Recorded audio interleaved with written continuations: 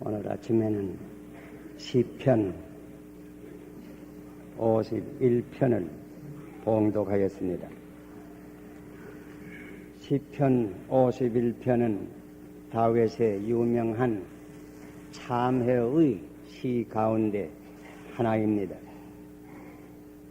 여기서 그는 솔직히 자기의 죄를 고백합니다.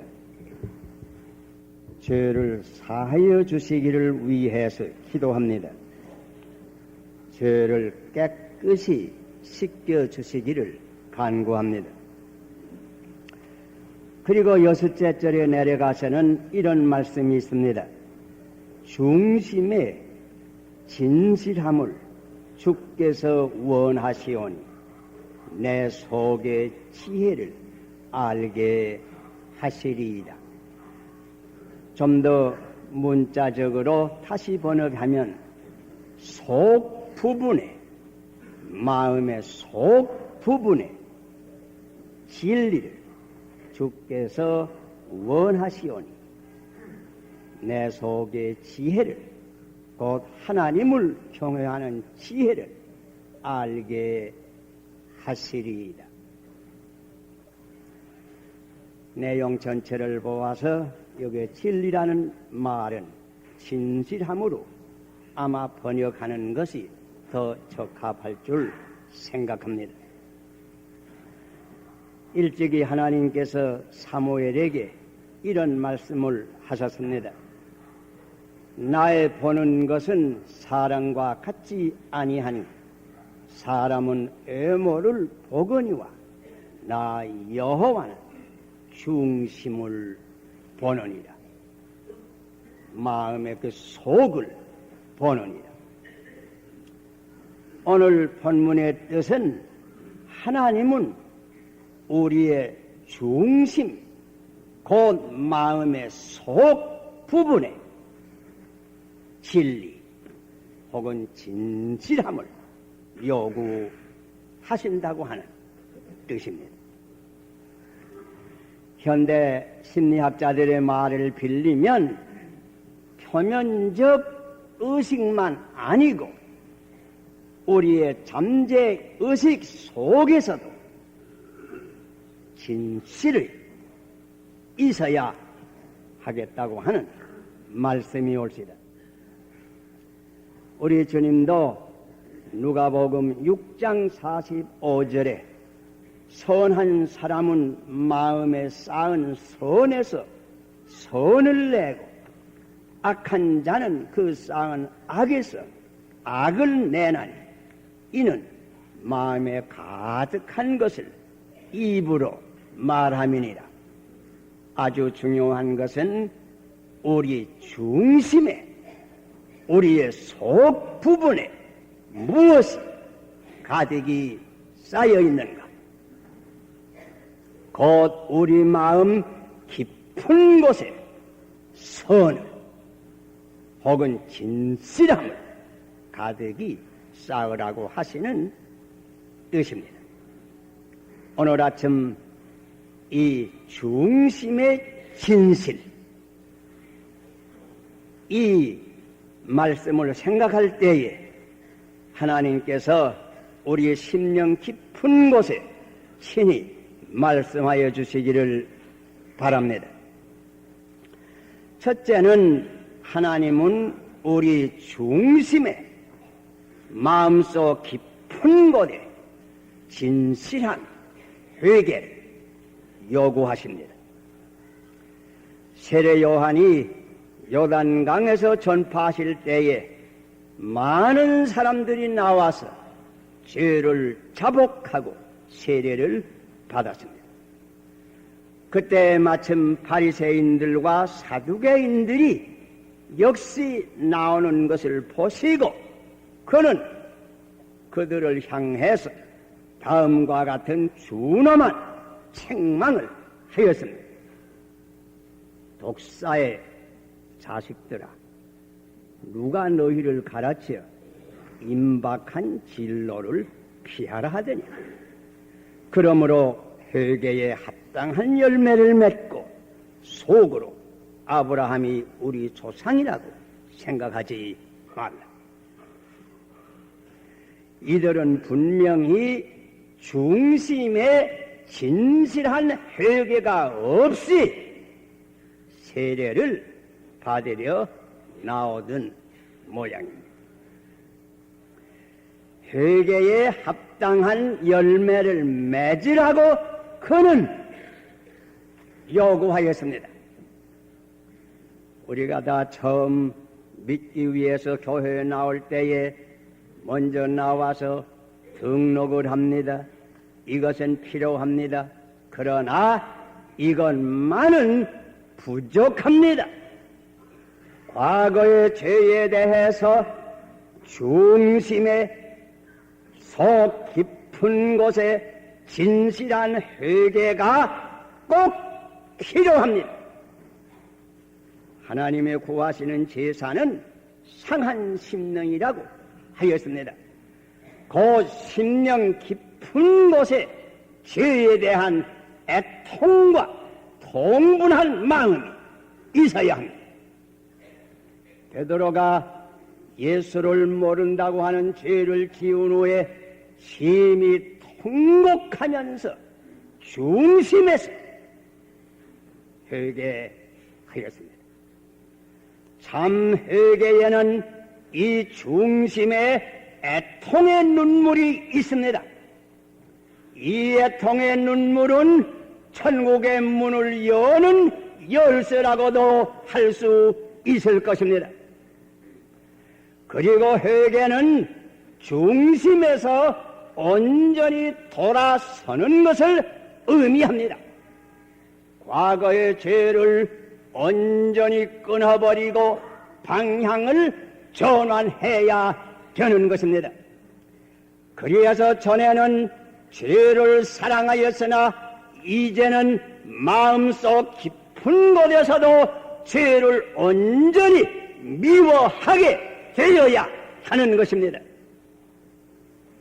또한 회개는 영혼 깊은 곳에까지 모든 죄를 씻겨버리는 것을 의미합니다.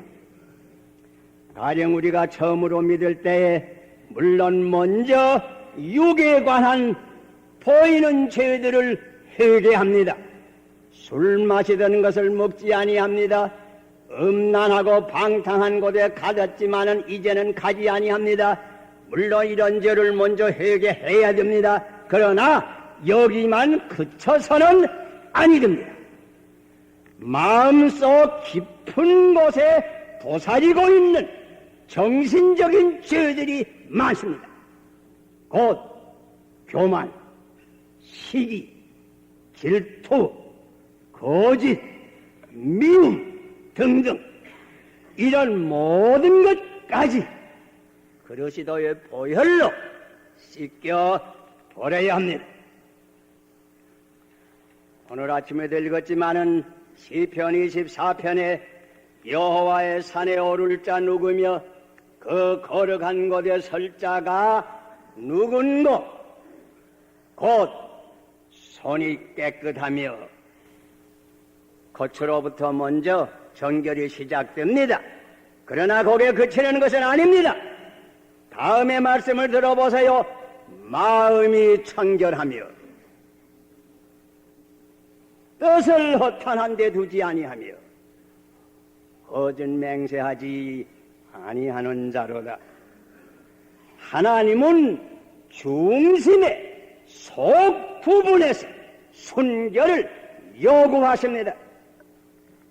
예수님께서도 8가지 복을 가르쳐 주실 때에 마음이 청결한 자는 복이 있나니 저희가 하나님을 볼 것이며 하셨습니다. 여부만의 회개는 부족합니다. 하나님은 중심의 그 속 깊은 곳까지 진실한 회개를 요구하십니다. 둘째로 하나님은 우리 하나하나에게 중심의 그 속 부분에서 진실한 신앙을 요구하십니다. 산상보훈에 우리 주님은 말씀하셨습니다. 나다려 주여 주여 하는 자마다 천국에 다 들어갈 것이 아니요 다만 하늘에 계신 내 아버지의 뜻대로 행하는 자라야 들어가리라. 구약에는 이 백성들이 입설로는 나를 부르나 그 마음은 내게서 멀리 있다 하신 하나님의 말씀이 있습니다. 야고보는 행함이 없는 믿음은 죽은 믿음이라고 지적하였습니다. 어찌하여 행함이 없는가? 그것은 그 속에 있는 마음 속에 있는 나무, 그 신앙의 나무가 죽은 까닭이라고 하였습니다.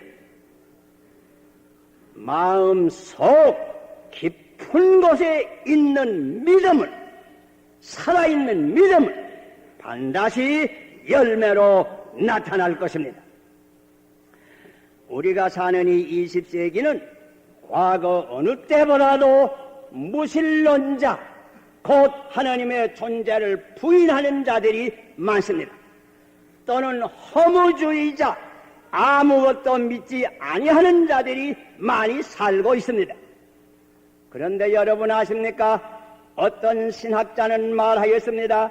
믿기는 믿는다고 하는 이들 가운데도 실상은 무신론자들과 허무주의자들이 있는 것을 지적하였습니다. 곧 관념적으로는, 겉으로는, 머리로는 하나님을 믿지만은 실상 그 중심에는, 그 깊은 곳에서는, 잠재의식에서는 하나님을 믿지 아니하는 자들이 있다고 지적하는 것입니다. 우리가 사실 천지의 창조자시요 인간 역사의 지배자시요 우리 하나하나의 운명을 다스리시는 살아계신 하나님을 중심에 우리 마음속 깊은 곳에 믿습니까? 그러면 이것은 무엇보다도 하나님을 두려워하는, 경외하는 태도에서 나타날 것입니다. 이러한 이는 죄를 함부로 짓지 못합니다. 각각 중심에 스스로 물어보세요. 내가 하나님을 더 두려워하는가? 혹은 사람을 더 두려워하는가? 우리가 사실 중심에서 영혼의 불멸을 믿으며 내세를 믿습니까? 천당과 지옥을 믿습니까? 오직 우리를 구원하시리는 예수밖에 없는 줄 우리 마음속 깊은 곳에서 믿습니까? 그 믿음의 진가 여부는, 그 믿음이 사실 있는지 아닌지는 아직도 믿지 아니하는 그의 가족, 그의 친척, 그의 친구에 대한 태도에서 나타날 것입니다. 영원한 형벌의 길을 걷는 줄 분명히 알면서 내가 사랑하는 이들을 그저 심상히 내어 버려둘 수 있겠는가? 생각해 보세요. 우리 중심에 진실한 신앙이 있는가 살펴보아야 합니다. 어떤 유명한 배우가 이런 말을 하였다고 합니다. 우리 배우들은 사실 아닌 것을 사실처럼 연극을 해서 사람을 울리기도 하고 웃기기도 하는데, 너희 그러시도인들은 가장 엄숙한 사실을 가지고도 그렇게 무력하게 전도를 하니 웬일인가? 내가 만일 당신들의 신앙을 조금이라도 가졌다고 하면 하루라도 그냥 앉아있을 수는 없을 것입니다. 어떤 분이 수표를 가지고 돈을 찾기 위해서 은행에 갔다가 가짜 수표인 것이 나타나서 돈을 못 받을 뿐더러 조사만 받고 돌아왔다 하는 이 얘기가 있습니다. 내가 가진 신앙이 중심의 진실한 신앙인가? 혹은 가짜 신앙인가? 이것을 미리 살펴보아야 이 다음 천국에 들어갈 때에 낭패가 없을 것입니다. 하나님은 우리 속 깊은 곳에 진실한 신앙을 요구하십니다. 하나님은 중심의 진실을 봅니다. 셋째는 하나님은 중심의 진실한 사랑을 요구합니다. 주님께서 디베라 바닷가에서 1급 제자에게 나타나실 때에 시몬 베드로에게 이렇게 물으셨습니다. 요나의 아들 시몬아, 내가 나를 이 사람들보다 혹은 이것들보다 더 사랑하느냐? 시몬 베드로는 곧 대답했습니다. 그러하외다. 주여 그러하외다. 내가 주를 사랑하는 줄 주께서 아십니다. 그런데 예수님은 다시 한 번 물었습니다. 똑같은 질문. 베드로는 다시 한 번 또 똑같이 대답했습니다. 그런데 세 번째 다시 물었습니다. 그때는 베드로는 근심을 하게 되었습니다. 그래서 이렇게 대답했습니다. 주여 모든 것을 아시오매 내가 주를 사랑하는 줄 주께서 아시나이다. 지금도 주님은 우리를 향하여 이 질문을 하십니다. 내가 나를 사랑하느냐? 내가 나를 어떤 사람보다도 무슨 물건보다도 무슨 돈이나 집이나 향락이나 정욕이나 세상에 있는 무엇보다도 나를 더 사랑하느냐? 우리가 이 질문에 대해서 베드로와 같이 대답할 수 있습니까? 주님은 모든 것을 아십니다. 내 중심에 사실 나는 주를 사랑하는 줄 주께서 아십니다. 내 가슴을 헤치고 일편단심을 보세요. 우리가 다 이렇게 대답할 수 있습니까? 하나님은 우리의 마음을 꿰뚫러 보십니다. 하나님은 새길 수는 없습니다.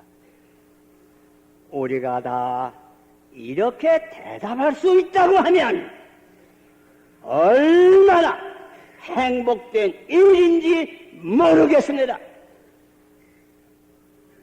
다 이 대답을 할 만큼 주를 사랑할 수 있기를 바랍니다. 구약에는 우상을 숭배하는 것은 곧 영적 간음이라고 책망을 했습니다. 현대에도 아직 나무나 금속으로 만든 우상을 숭배하는 거짓 종교들이 많습니다. 영적 간음을 하는 사람들이 많습니다.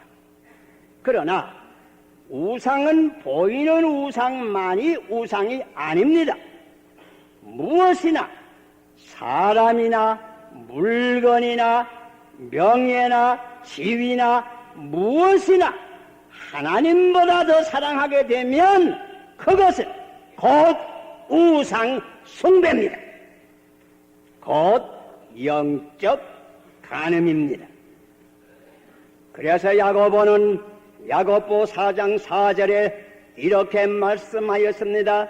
간음하는 여자들이여 세상과 벗던 것이 하나님의 원수임을 알지 못하느뇨. 그런즉 누구든지 세상과 벗이 되고자 하는 자는 스스로 하나님과 원수되게 하는 것이니라. 대마 같은 청년은 수년간 바울을 따라다녔지만은 그 속에는 세상을 사랑했습니다. 마지막에는 그를 떠나 데살로니가로 간 것입니다. 내 아들아, 내 마음을 달라. 하나님은 말씀하십니다. 하나님은 중심에 우리 속 깊은 곳에 진실한 사랑을 요구하십니다. 오늘은 현충일이 올시다. 말만이 아니고 문자 그대로 나라를 위해서 생명을 바친 영령들을 추모하며 그 유가족들을 위해서 기도하는 날입니다. 이 순국 애국자들이 우리에게 요구하는 것이 무엇입니까? 중심에 진실한 애국심을 요구합니다. 마음속 깊은 곳에 나보다도 나라를 더 사랑할 수 있는 애국심을 요구하십니다. 열매를 맺는 행동으로 나타나는 애국심을 요구합니다. 부정과 부패를 일소하고 악한 공산주의 사상을 몰아내고 우리 민족이 다 같이 잘 살 수 있고 자유롭게 살 수 있는 통일된 민주 건국을 요구합니다. 공무원들만 아닙니다. 우리 국민 하나하나가 다 마음속 깊은 곳에 이 애국심을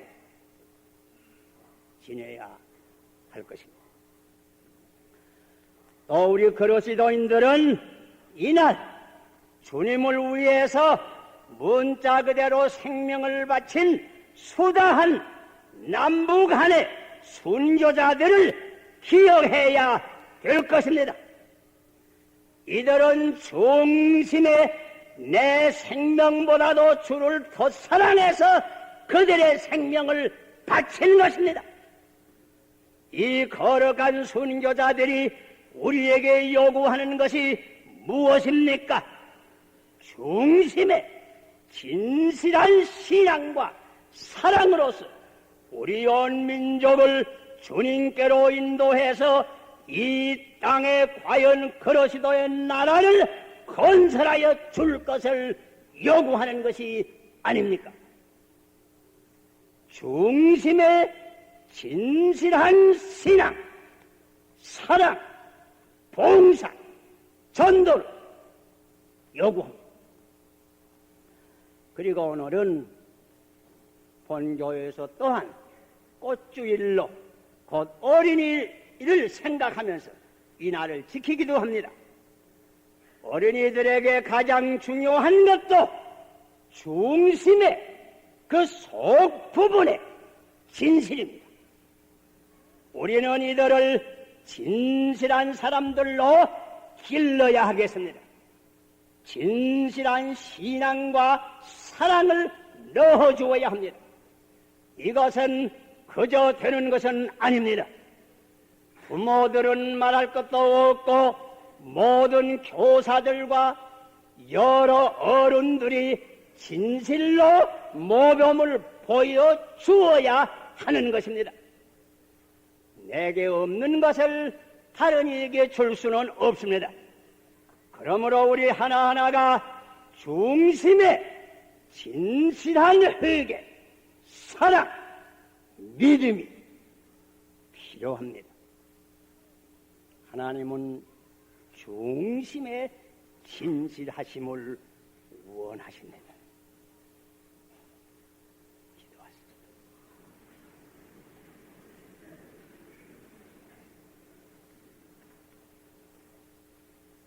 하나님께서는 우리 중심에, 우리 마음속 깊은 곳에 참된 회개와 믿음과 사랑 요구하십니다.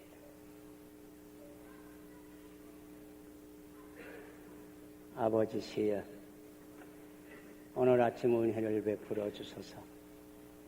우리 하나하나의 마음속 깊은 곳까지 이런 은혜를 허락하여 주시옵소서. 순국 영령들의 유가족들을 축복해 주시고, 남북한의 순교자들의 유가족들을 위로하시고 축복해 주시고, 우리 자라나는 어린이들에게 또한 축복해서 이런 중심에 큰 은혜를 더하여 주시옵소서. 예수님 이름으로 기도하옵나이다.